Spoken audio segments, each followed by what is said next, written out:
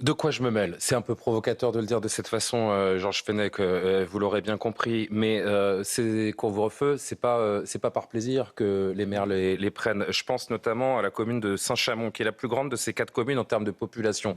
35 500 habitants, 188 interventions de la police nationale ou municipale sur des regroupements de jeunes qui ont eu lieu dans la commune de janvier à juillet. Ça ne leur suffit pas aux juges pour entendre la motivation de ces maires, la justification de ces maires et l'intérêt de ces couvre-feux? Alors, ce qui est certain, c'est que le maire a la possibilité de prendre un arrêté de cette sorte. Ça, c'est sûr.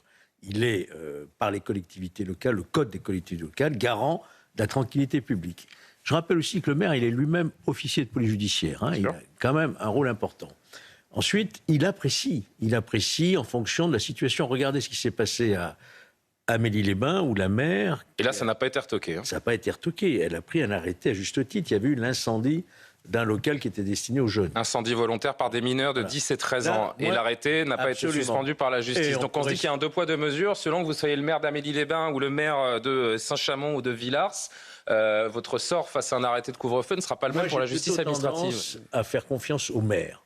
Ils sont sur le terrain, qui connaissent la situation, qui ont des remontées de la population. Ils ne le prennent pas, ce genre de décision, à la légère, si vous voulez.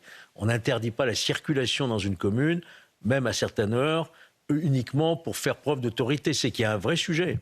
Donc, il y a eu 188, je crois, manifestations de délinquance depuis le mois de janvier dans une de ces communes, notamment Saint-Chamond. Exactement. Donc, voilà, le tribunal qui a été saisi par qui? Par le préfet. Pourtant, le préfet lui-même est chargé du maintien de l'ordre public. J'imagine pas que le préfet ait pris sur sa seule initiative d'interdire, de demander la censure de 4 arrêtés municipaux dans le département. Je pense qu'il y a dû y avoir des contacts avec le cabinet du ministre, etc. Donc, c'est quand même le préfet, voyez-vous. L'appréciation, après, c'est le tribunal qui a estimé que c'était disproportionné, que c'était pas adapté, qu'il n'y avait pas de raison. Ça fait partie de... Il ne s'agit pas de mettre en place un couvre-feu ad vitam aeternam. Non. On parle de mineurs du moins de 16 ans, on parle d'un couvre-feu qui est circonscrit dans le temps, évidemment. Les juges qui nous parlent de liberté individuelle, de liberté fondamentale de circuler... Je veux bien, mais là on parle de mineurs de moins de 15 ans, entre 23h et 6h du matin, qui a priori n'ont rien à faire dans les rues. Jean-Pierre Colomby, je me tourne vers vous parce que je ne vais pas trahir de secret. Pendant qu'on écoutait le sujet, vous m'avez surpris. Vous m'avez dit, mais c'est normal. C'est normal que la justice suspende ces couvre-feux. De la part d'un policier, je trouve ça très étonnant. Ah ben, au contraire, ça devrait plutôt vous rassurer qu'un policier sache à peu près de quoi on parle en matière de contrôle d'identité. Enfin, il y a quand même une aberration. Couvre-feu, ça rappelle quand même un contexte un petit peu de conflit, de guerre, vous me l'accorderez. Oui, non, mais je vais expliquer pourquoi. Allez-y. Comment fait-on un contrôle d'identité et pour quelles raisons le fait-on? C'est parce qu'on considère à un moment donné, je parle sous le contrôle des magistrats, que dans un lieu donné, dans un espace donné, il se passe à un moment X une augmentation de délits commis. D'accord? Et on va justifier sur un périmètre spécifique des contrôles plus intensifiés. OK? Sauf que quand vous généralisez ça à une catégorie de la population, à savoir les mineurs, ça vous autorise indirectement à faire tous les contrôles d'identité possibles. Comment vous allez prouver que vous êtes mineur? Si ce n'est en me montrant, en exhibant vos documents d'identité, vous me l'accorderez.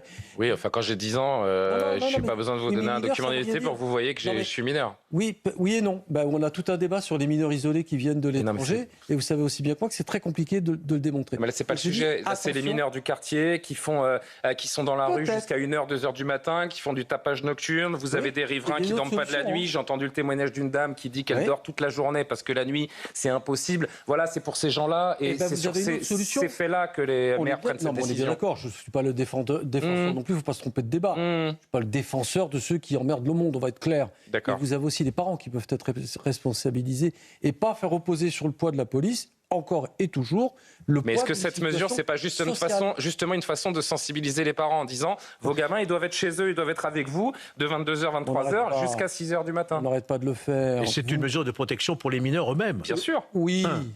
On leur interdit pas de sortir avec leurs parents. On leur interdit d'errer. Oui, Errer sont oui. des jeunes qui sont en danger. Et quand vous êtes maire de Saint-Priest en Jarez, que votre commune fait 6500 habitants, que sans trop m'avancer, vous avez 3 policiers municipaux à disposition, a priori, si vous avez cet arrêté dissuasif qui va faire dire aux parrain bon ou à ses enfants, bon, si après 22 heures je suis dans la rue, je risque de me faire interpeller assez rapidement et ça risque de causer des troubles à ma famille en l'occurrence, c'est dissuasif aussi le couvre-feu. Non, mais qui est un contrôle, une occupation du terrain. On en revient au débat aussi sur l'occupation du terrain et de fait sur une forme de police de proximité.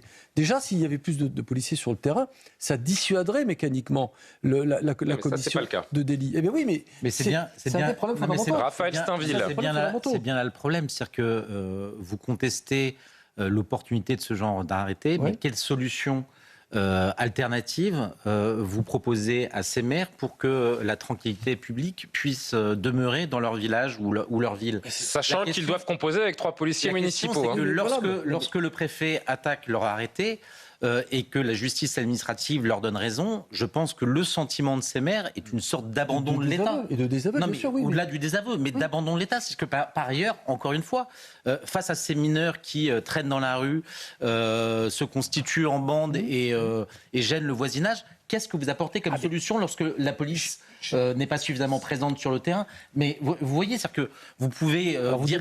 Si vous permettez, vous débordez sur un sujet que vous voulez évoquer, je crois, sur la DZ Mafia, donc le trafic de stupes. Ah non, j'en étais pas forcément, c'est vraiment des tapages, des incivilités et pas forcément du trafic de drogue. C'est lié parce que, si vous voulez, le terrain a été abandonné, littéralement. D'accord ? Il y a plus l'État n'est plus visible dans ces quartiers-là.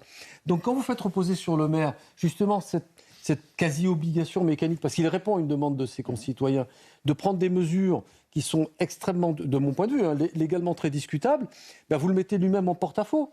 Parce que tout va se focaliser contre lui, contre le maire. C'est pas de leur rendre service que de permettre ce genre de prise d'arrêté.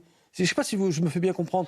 Parce que moi, ce que je vois encore au-delà du problème des riverains, des nuisances et de ce que ça peut causer, il y a la décision en elle-même. Moi, je vois la justice administrative française qui méprise les élus locaux, qui ne fait pas confiance aux élus locaux, qui sont sur le terrain, qui ressentent le terrain, qui sont au quotidien sur place, qui entendent les populations.